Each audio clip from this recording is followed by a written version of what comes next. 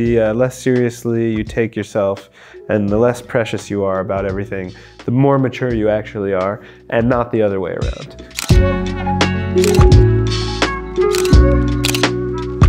Hey, this is Martin and Alex from Real Estate. We're over at DIFFUS, talking about our new album, Daniel. How does it feel being back in the studio?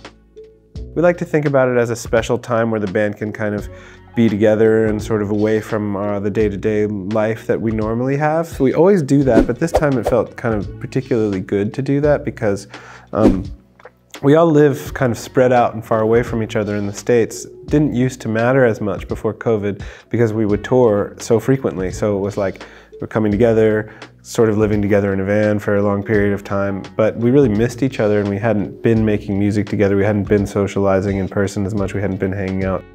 What was your approach making this record? I wanted to just have the record super ready to go. We're, well rehearsed and go in and just like record it really quick, in 2 weeks.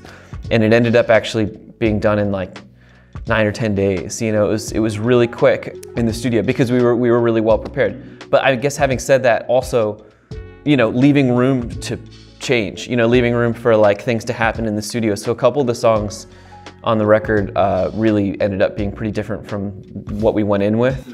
It's very funny. It's like kind of the antithesis of what you think of when you think of the sort of stereotypical rock and roll experience, which really is much healthier.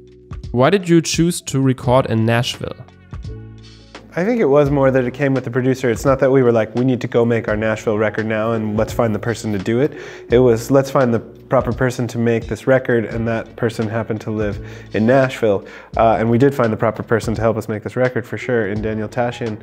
And Daniel Tashian, though, is like, he's sort of intrinsically linked to Nashville. He didn't move there later in his life. He is the son of 2 Nashville musicians who grew up in Nashville and is a musician in his own right and has produced tons of records and played in other projects. So like, in a way, choosing to record with Daniel, whether you do it in Nashville or not, is kind of inviting a Nashville energy.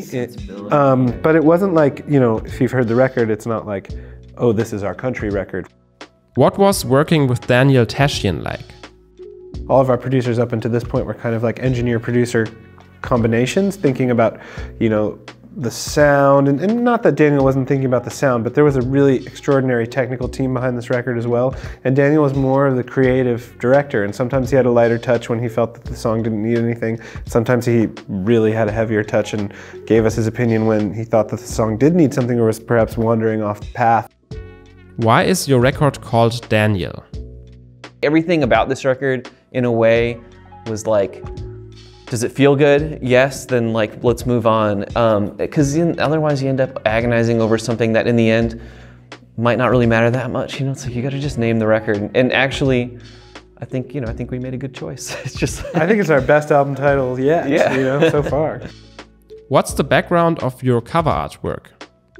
The photo was taken by a friend of ours who's a fantastic photographer named Naseri, and he has been enjoying quite a photography career for the past couple of years. And what's special about him with us is that he grew up in the same town that we did, or he went to high school there. And I don't even actually really remember him from this time. He was a couple of years older than us, but he was a fan of the band, and we met later, and he had told us that it was influential because he remembers us from that time. And that's a very kind of important through line in our band in general. Like, 3 of us went to high school together. We kind of write and reflect on that early fertile time. It's like the strong relationships between us, and so it felt natural to bring another person from that world into the visual world of this record, to somebody who had such a good visual sense. Just sort of projecting like, this is our greater art community, and this is the photographer inside of it, and we're associating ourselves with him and him with us because we come from like an artistic world together.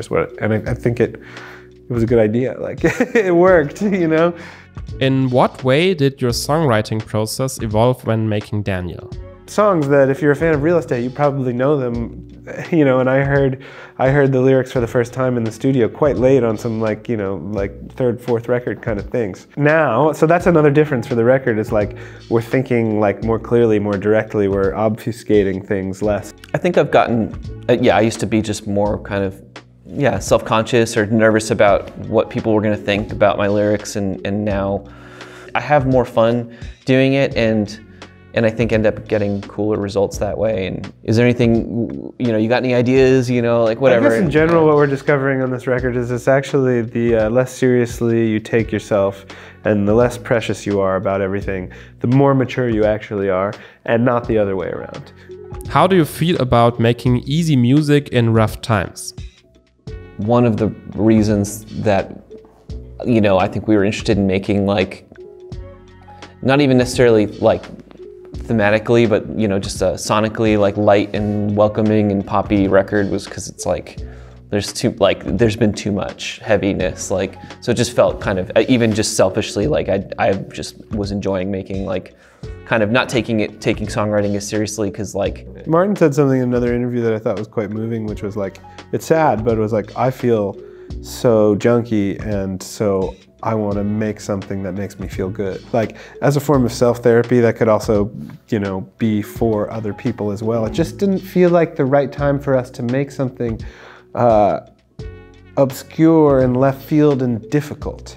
It's we're all going through enough difficulty and confusion collectively, and I think it still can be really powerful to make something accessible and positive and joyful, and maybe isn't even necessarily directly addressing all of the terrible things that seem to be happening around us all the time. It's you don't have to fixate on all those things. If you're lucky enough to not have to fixate on one or all of those things at any time, then it's okay not to from time to time, and take a break with this real estate record,